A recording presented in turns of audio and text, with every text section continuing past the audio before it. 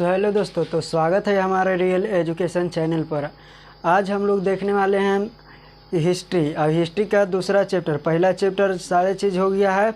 अगर आप नहीं देखे हैं तो आप उसको देख लीजिए। ऑब्जेक्टिव भी हो गया है, सब्जेक्टिव भी हो गया है, रिक्त स्थान भी हो गया है, और जितने भी बुक का क्वेश्चन था वो सारा चीज़ हो गया है। तो आप सबसे पहले उसको देख लीजिए। और पीडीएफ अगर चाहते हैं तो टेलीग्राम पर डाल दिया गया है, आप वहाँ से भी डाउनलोड कर सकते हैं। तो देखिए, हम लोग क्लास 10 की हिस्ट्री पढ़ रहे थे, पढ़ने वाले हैं आज चैप्टर 2 है, यानी चैप्टर का नाम है समाजवाद एवं साम्यवाद। समाजवाद एवं साम्यवाद ये चैप्टर का नाम है, जिसमें हम लोग इसमें जानेंगे कि किस तरह से जो है हमारे जो औद्योगिक जो क्रांति आया, वो औद्योगिक क्रांति में जो समाज है वो किस तरह से बट गया। साम्यवाद क्या होता है, समाजवाद क्या होता है, और पूंजीवाद क्या होता है, ये सारे चीज़ हम लोग इस वीडियो में आज कवर करने वाले हैं। इसलिए आप इस वीडियो को इन तक ज़रूर बने रहिएगा। तो देखिए, सबसे पहले हम लोग जानने का प्रयास करेंगे कि समाजवाद किसको कहते हैं। समाजवाद आखिर किसको कहते हैं? तो ऐसे अर्थव्यवस्था, ठीक है, देखिए, ऐसे अर्थव्यवस्था जिसमें उत्पादन के साधन पर सरकार का नियंत्रण होता है। किसका नियंत्रण होता है? सरकार का नियंत्रण होता है। तो वैसे को क्या कहेंगे? वैसे व्यवस्था को क्या कहेंगे? समाजवाद कहेंगे। क्या कहेंगे? समाजवाद। ऐसे अर्थव्यवस्था जिसमें उत्पादन के साधन पर सरकार का नियंत्रण होता है उसे समाजवाद कहते हैं। उसे क्या कहते हैं? समाज। जितने भी वस्तुएं उत्पादन होता है उस पर क्या अगर सरकार का नियंत्रण होता है तो हम उस व्यवस्था को क्या कहेंगे? समाजवाद कहेंगे। उसी प्रकार से इसका अगर हम लोग बात करें कि इसका उदय कब से हुआ, तो 18वीं शताब्दी से हुआ है। कितना से हुआ है? 18वीं शताब्दी से। कहेंगे कि समाजवाद का उदय 18वीं शताब्दी में औद्योगिक क्रांति के फलस्वरूप हुआ। औद्योगिक क्रांति क्या होता है? तो औद्योगिक क्रांति एक ऐसा समाज में एक ऐसा परिवर्तन हुआ जिसमें सारे जो वस्तुएं हैं एक मशीन के द्वारा छपने लगा। किसके द्वारा? मशीनरी का प्रयोग होने लगा, यानी मशीन के द्वारा प्रयोग होने लगा। और यही जब मशीन जब आया, जैसे ही मशीन आया तो समाज है वो दो वर्गों में बट गया। एक हो गया पूंजी और एक हो गया श्रमिक। जो कि पूंजीपति थे वो बहुत बड़ा थे उस समय के, और जो श्रमिक थे जो कि वहाँ पे काम करते थे, औद्योगिक जो उद्योग धंधा था उसमें काम करते थे। तो याद रखिएगा, इसका जो उदय हुआ, समाजवाद का उदय हुआ 18वीं शताब्दी से माना जाता है। यानी क्रांति जो हुआ, औद्योगिक क्रांति, उसी के फलस्वरूप समाजवाद उदय हुआ। और कब हुआ था? तो 18वीं शताब्दी में। इतना आप लोग याद रखिएगा।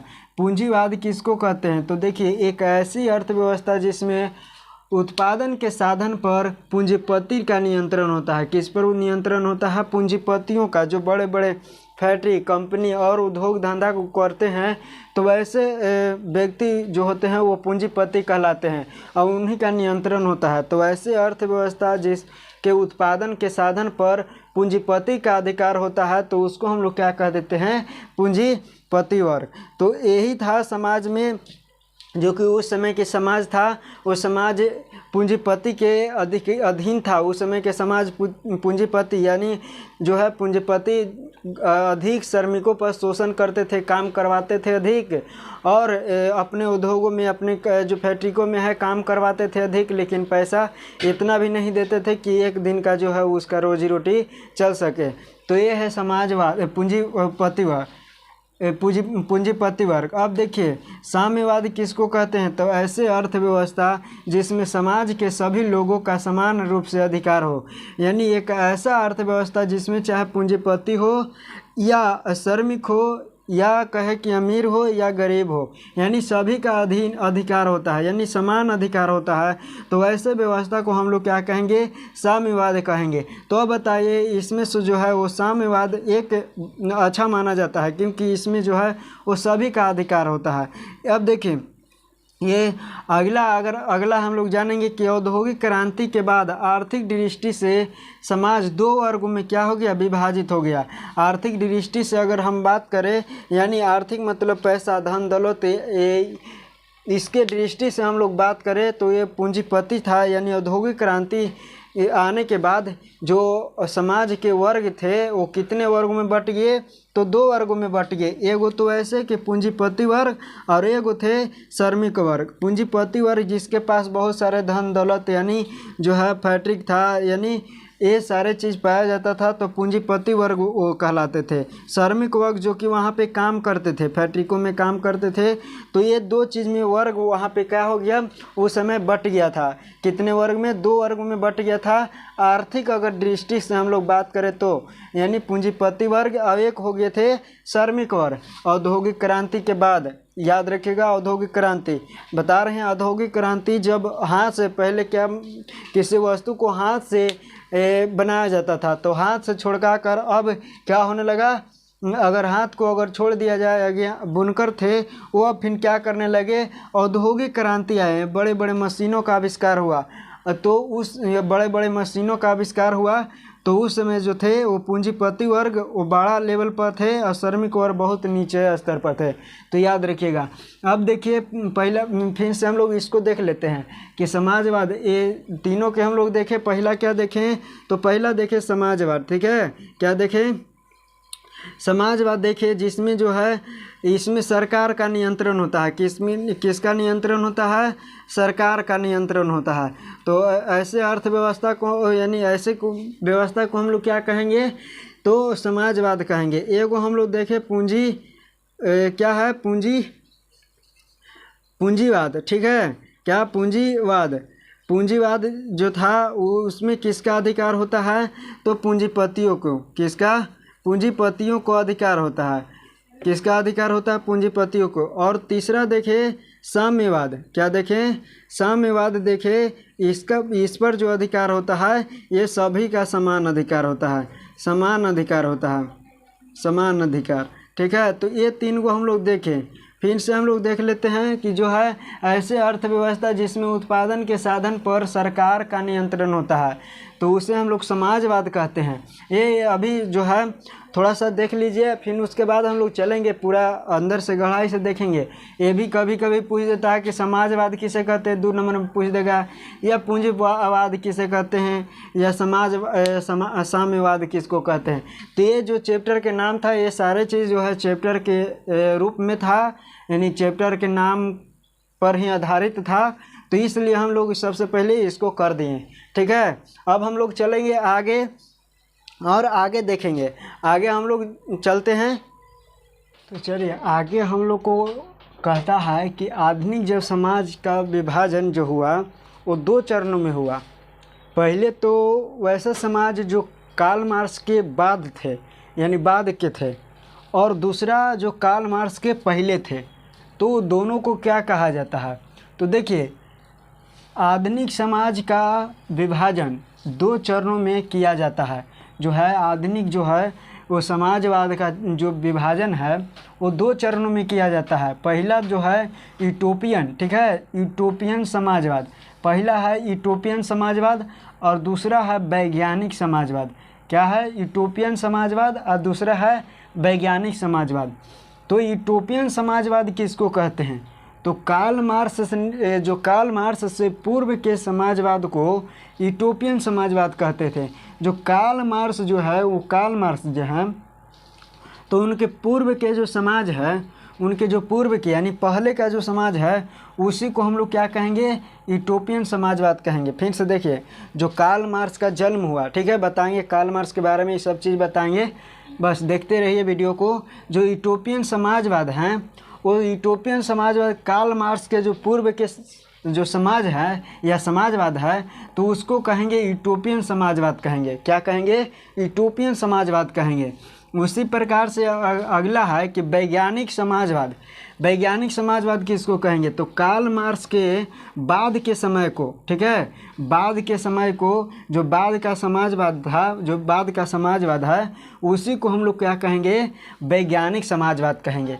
क्या कहेंगे, वैज्ञानिक समाजवाद कहेंगे।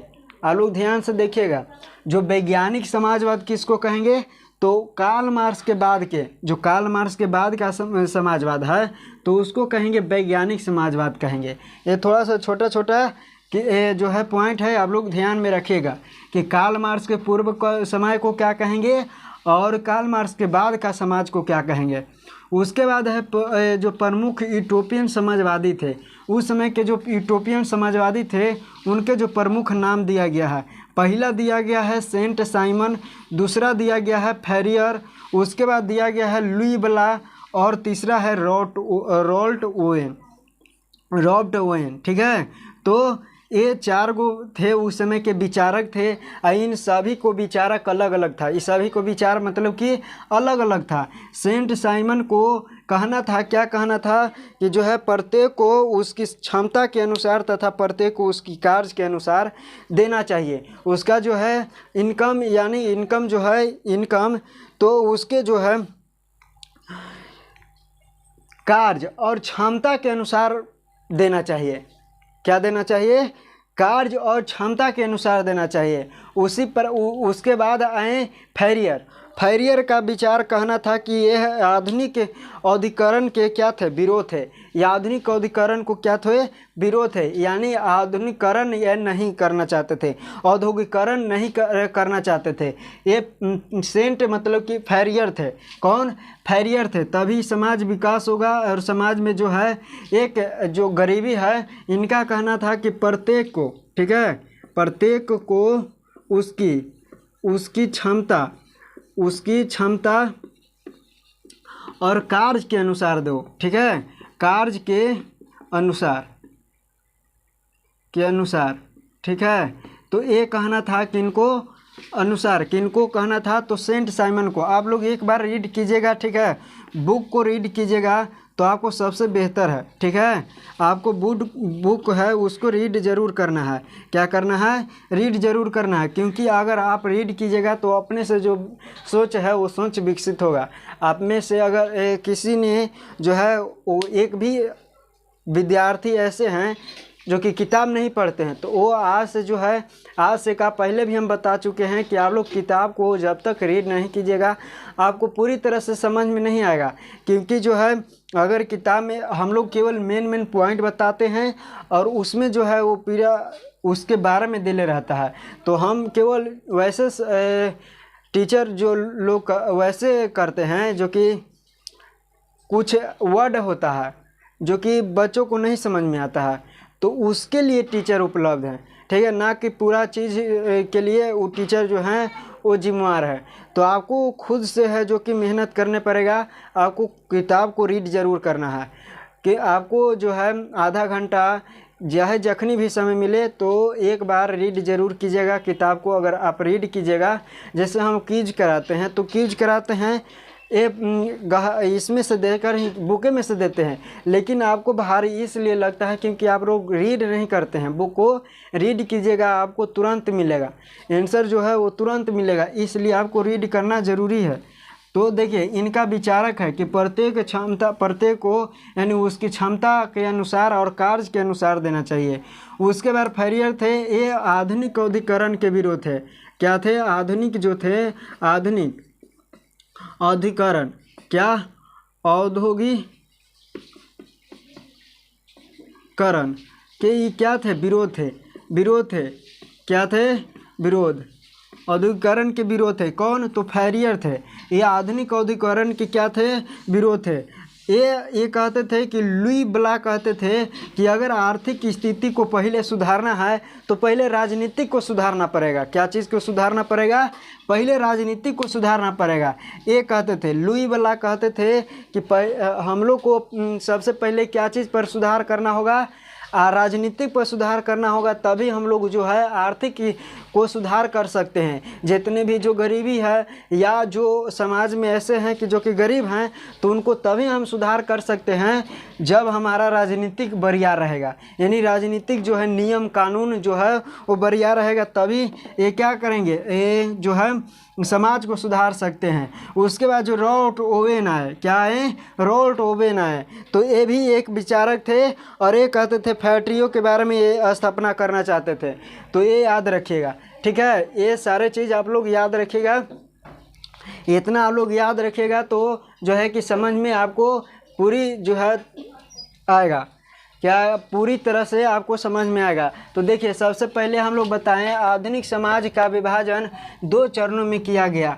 पहला यूटोपियन समाजवाद और दूसरा है वैज्ञानिक समाजवाद। यूटोपियन समाजवाद किसको कहते हैं? तो कार्ल मार्क्स पूर्व के समाजवाद को यूटोपियन समाजवाद कहते हैं, और कार्ल मार्क्स के बाद के समाजवाद को क्या कहेंगे?